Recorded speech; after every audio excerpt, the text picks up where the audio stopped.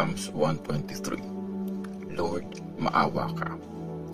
Kanta habang umaakyat para mag-worship. O Lord, sa iyo ako nakatingin, dyan sa langit kung saan ka naghahari. Gaya ng alipin na nakadepende sa amo niya, ganon din kami.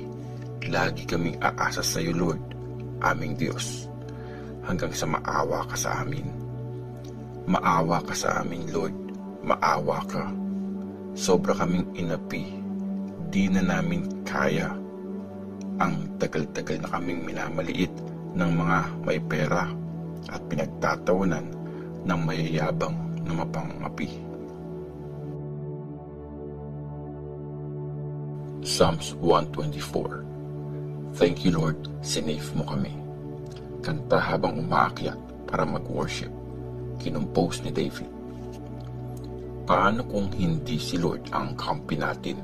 Sumagot ka, Israel. Kung hindi si Lord ang kakampi natin nung sinugod tayo ng mga kaaway, siguradong kinain na nila tayo ng buhay. Nung sumiklab ang galit nila sa atin, natangay na sana tayo ng baha. Nilamon na ng agos ng rumaragasa at nalunod na sa tubig na nagwawala. Mag-thank you tayo kay Lord. Di niya tayo binigay sa pangil ng kalaban para tayong ibong nakatakas sa trap ng hunter. Wasak na ang trap. Malaya na tayo. Ang tulong na kailangan natin kay Lord nagmumula. Siya ang may gawa ng langit at lupa. Psalms 125. Safe ang bayan ng Diyos. Kanta habang umaakyat para mag-worship. Kagaya ng Mount Zion, yung mga may tiwala kay Lord, never mayayanig, forever mananatili. Kung paano nakapalibot ang mga bundok sa Jerusalem, ganon din niyayakap ni Lord ang bayan niya, ngayon at magpakailanman. Hindi laging kasamaan ang mag-ahari doon sa lupang nakalaan sa mga matuwid. Kasi pag ganon, baka mahawa ang mapubuti at sila mismo gumawa rin ng masama.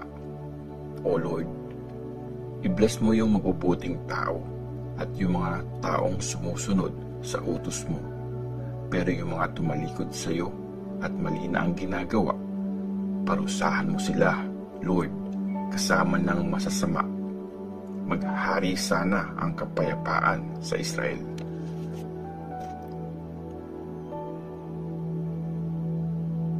Psalms 126. I-bless mo ulit kami. Kanta habang umakyat para mag-worship. Nung binalik tayo ni Lord sa Zion, parang panaginip lang yon. Tuwang-tuwa tayo. Nagkantahan sa sobrang saya. Tapos, sabi ng ibang mga bansa, ang galing ng mga ginawa ni Lord para sa kanila. Ang galing talaga ng mga ginawa ni Lord para sa atin. Sobrang saya natin. Lord, i-bless mo ulit kami kung paano mo pinuno ng tubig ang duyong desyerto. Yung mga umiiyak habang nagtatanim, mag-celebrate sana habang nag-aani.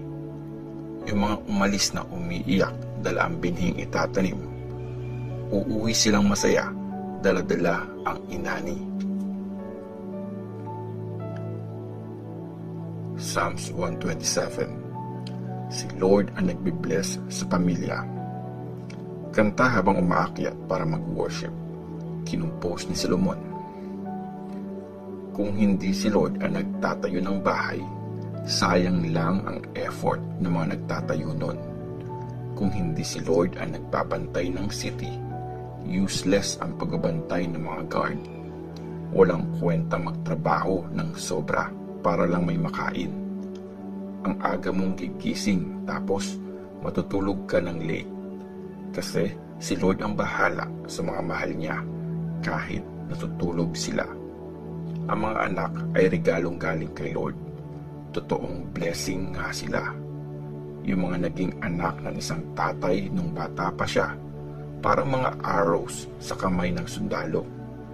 Blessed ang taong marami nito, Pag hinarap niya sa korte ang mga kalaban niya, never siyang matatalo. Psalms 128. Masaya ang taong may takot kay Lord. Kanta habang umaakyat para mag-worship. Masaya ang bawat taong may takot kay Lord. Yung mga lumalakad ayon sa gusto niya. Ma-enjoy mo ang bunga ng pinaghirapan mo. Magiging masaya ka at gaganda ang buhay mo.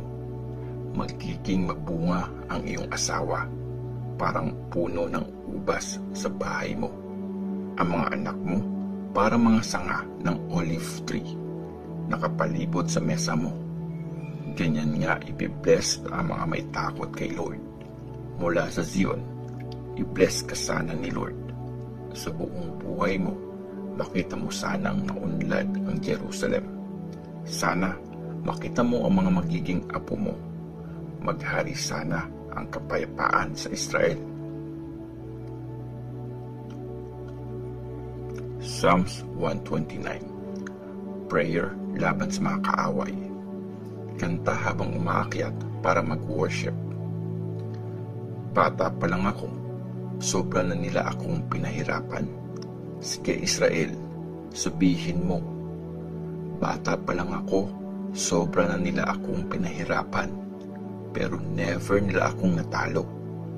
Sinaktan nila ang likod ko, ang lalim ng mga sugat, parang bukid na inararo. Pero matuwid si Lord, pinalaya niya ako sa kamay ng masasamang tao. Sana lahat ng taong galit sa Zion mapahiya at mapatras. Matulad sana sila sa damong tumubo sa bubong, di pa lumalaki, tuyo na agad. Papabayaan sila ng mga nag-aani, hindi na sila titipunin. Yung mga dumadaan, di sila sasabihang, God bless you. I-bless ka sana ni Lord.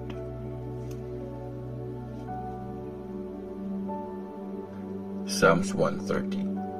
Naghihintay sa sagot ni Lord. Kanta habang umaakyat para mag-worship. Lord, sa gitna ng mga problema ko, sa iyo ako tumatawag.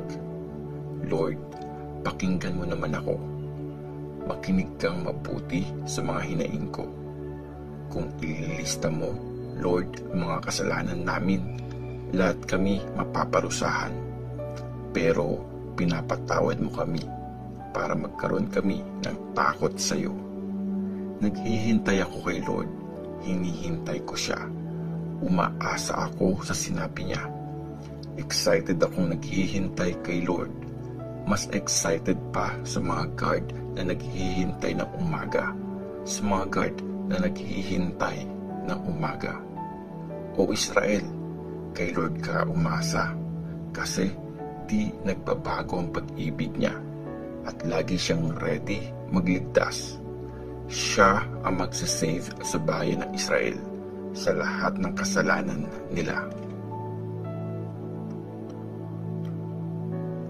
Psalms 131. Kay Lord panatag ako. Kanta habang umaakyat para mag-worship. Kinumpos ni David. O Lord, hindi po ako nagmamataas. Tinalikuran ko na ang pagiging mayabang.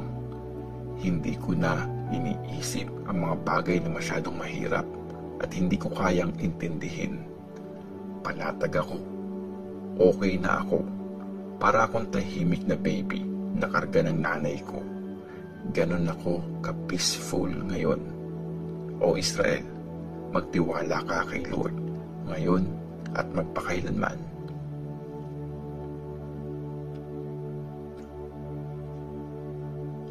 Psalms 132. Parangal sa tahanan ni Lord.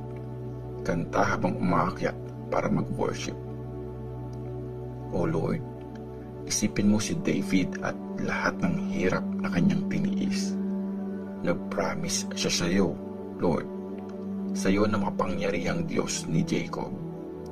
Di ako uuwi sa bahay o hihiga man lang. Di ako matutulog, ni hindi rin iidlip hanggang mahanapan ko ng lugar si Lord. lugar na pwedeng tirhan ng makapangyarihang Diyos ni Jacob. Nabalitaan namin sa Bethlehem ang tungkol sa box ng kasunduan. Nakita namin yon sa bukid ng Jearim. Sabi namin, tara sa bahay ni Lord, mag-worship tayo sa paanan niya. O Lord, pumasok ka sa tahanan mo kasama ang box ng kasunduan na simbol ng power mo. Ang mga priest mo lagi sanang gumawa ng tama at ang mga tapat sayo sumigaw sa saya. Alang-alang sa servant mong si David, huwag mong i-reject ang pinili mong hari. Lord, seryoso ka sa promise mo kay David. Pangako yun na di mo babawiin.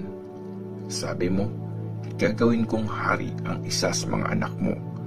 Siya ang magmamana ng iyong trono. Kung tutupad sa aking kasunduan ang mga anak mo, at kung susundin nila ang mga utos ko, pati mga anak nila, forever magmamana ng trono. Pinili ni Lord ang Zion. Gusto niya maging tahanan yun. Sabi niya, dito ako mag-i-stay forever. Dito ako titira. Dito ko gusto. Ibibigay ko ng todo lahat ng kailangan ng Zion. Papakainin ko ang mahihirap.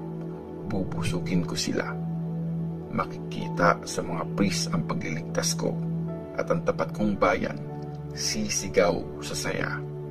Gagawin kong dakilang hari ang isa sa lahi ni David. Iingatan ko ang paghahari ng aking pinili. Babalutin ko ng kahiyan ang mga kalaban niya, pero magiging maunlad at masagana ang paghahari niya. Psalms 133. Masaya pag nagkakaisa. Kanta habang umaakyat para mag-worship. Ang ganda talaga at ang sayang makita pag ang magkakapatid ay nagkakaisa. Kagaya nito ang mamahaling oil na binubuhos sa ulo ni Aaron, na pupunta sa kanyang balbas hanggang sa kwelyo ng damit niya. Para itong hamog sa Mount Hermon na bumababa sa mga bundok ng Zion. Sa lugar na yon, pinramis ni Lord ang blessing niya, ang buhay na walang hanggan. Psalms 134. Purihin si Lord tuwing gabi. Kanta habang umaakyat para mag-worship. Halikayo, purihin niyo si Lord, kayong lahat na servant niya na nagsaserve tuwing gabi sa temple niya. Itaas niyo ang mga kamay niyo sa temple at purihin si Lord. I-bless sana kayo ni Lord mula sa Zion. Siya nag-create ng langit at lupa.